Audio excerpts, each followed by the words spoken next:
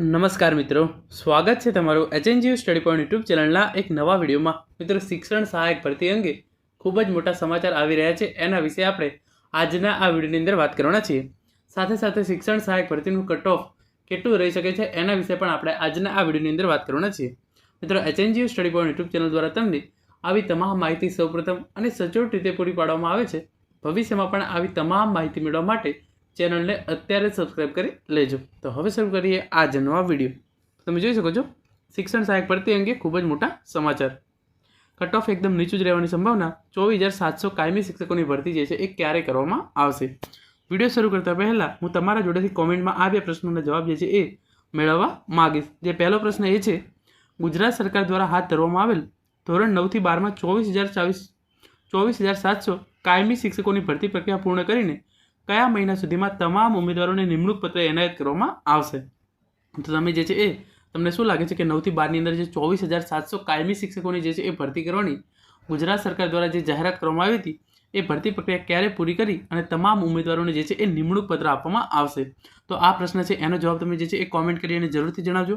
અને જે બીજો પ્રશ્ન એ છે કે માનનીય શિક્ષણ મંત્રી કુબેર ડિંડોર સાહેબે કહ્યું હતું કે એપ્રિલના અંત સુધીમાં કાયમી શિક્ષકોની ભરતી પૂર્ણ કરી તમામને નિમણૂક પત્ર એનાયત કરી આપીશું. એ વાત સાચી પડશે કે ખોટી?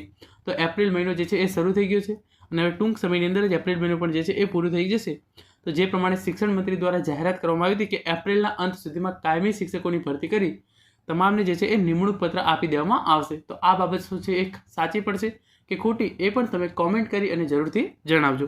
હવે જઈએ વિડીયો તરફ.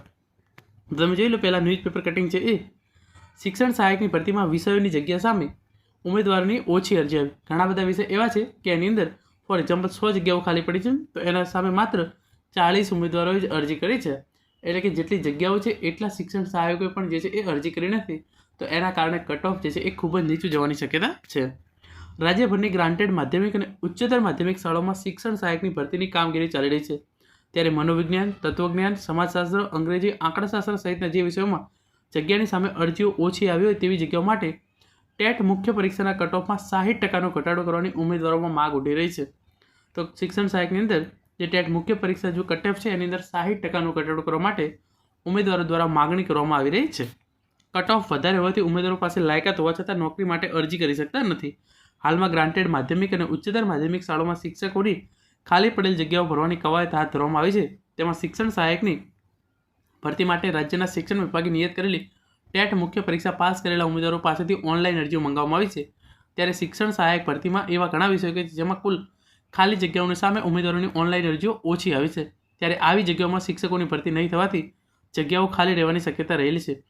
જે વિષયોમાં જગ્યાઓ ખાલી રહેવાની અરજી આવેલી હોય, જે વિષયોમાં જગ્યાઓ સામે અરજીઓ ઓછી આવે તેવા કિસ્સાઓમાં રાજ્ય પરીક્ષા બોર્ડે ટેટ મુખ્ય પરીક્ષા પાસ કરેલ ઉમેદવારોનું જે મેરિટ તૈયાર કર્યું છે તેમાં કટ ઓફ માર્ક્સમાં ઘટાડો કરવામાં આવે તો અન્ય પાસ ઉમેદવારો પણ અરજી કરી શકે તેવી ઉમેદવારો જે છે એ આશા રાખી રહ્યા છે. તો તમે જોઈ શકો છો, ઘણા બધા વિષયો એવા છે કે એની અંદર જે છે એ જેટલી જગ્યાઓ છે એટલી જ સામે અરજી પણ જે છે એ આવેલી નથી.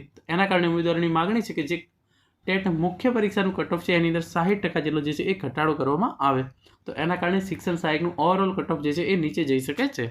સાથે સાથે તમે જે બીજું ન્યૂઝપેપર કટિંગ છે એ પણ જોઈ લો. શિક્ષણ સહાયક ભરતીમાં જગ્યાઓ ભરાય તે માટે કટ ઓફ ઘટાડવા માટે ભલામણ. ટેટ મુખ્ય પરીક્ષાના કટ ઓફમાં 60%થી ઘટાડો કરી જગ્યાઓ ભરાય તેવી ઉમેદવારો દ્વારા જે છે એ માગણી કરવામાં આવી રહી છે. રાજ્યની સરકારી તેમજ ગ્રાન્ટેડ માધ્યમિક તેમજ ઉચ્ચતર માધ્યમિક શાળાઓમાં યોજાનારી શિક્ષણ સહાયક ભરતીમાં જે તે વિષયની ઉપલબ્ધ જગ્યાઓની સામે ઓછી અરજી આવતા ટેટ મુખ્ય પરીક્ષાના કટ ઓફમાં ઘટાડો કરવા માટે જે છે એ માગણી કરી છે. કટ ઓફની અંદર 60% જેટલો ઘટાડો કરવામાં આવે તો જે ઉમેદવારો કટ ઓફની અંદર નામ નથી આવતું એ ઉમેદવારોનું પણ કટ ઓફની અંદર નામ આવી જાય અને તેઓ પણ જે છે એ અરજી કરી શકે એવી જે છે એ ઉમેદવારો દ્વારા અને શિક્ષણ સંઘ છે એના દ્વારા જે છે એ માગણી કરવામાં આવી રહી છે. જો એવું કરવામાં નહીં આવે તો શિક્ષણ સહાયકની જે છે એ ભરતી કર્યા પછી પણ જે છે એ મોટી સંખ્યામાં જે છે એ જગ્યાઓ જે છે એ ખાલી રહે તેવી શક્યતા છે. તમે જોઈ શકો છો, મનોવિજ્ઞાન, તત્વજ્ઞાન, સમાજશાસ્ત્ર, અંગ્રેજી, આંકડાશાસ્ત્ર તથા અન્ય વિષયોમાં ઉપલબ્ધ જગ્યાઓના પ્રમાણમાં અરજી ન આવતા આ તમામ જગ્યાઓ જે છે એ ખાલી રહે તેવી શક્યતા છે.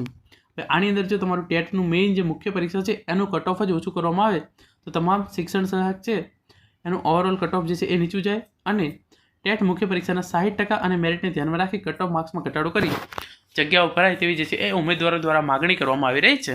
મિત્રો, આ હતો આજનો વિડીયો જેની અંદર આપણે જોયું કે ઓવરઓલ જે જગ્યાઓ છે એટલા સામે શિક્ષણ સહાયકની એટલી અરજી આવી નથી, તો એના કારણે જે છે એ શિક્ષણ સહાયકનું ઓવરઓલ કટ ઓફ નીચું રહી શકે છે. Thank you so much for watching.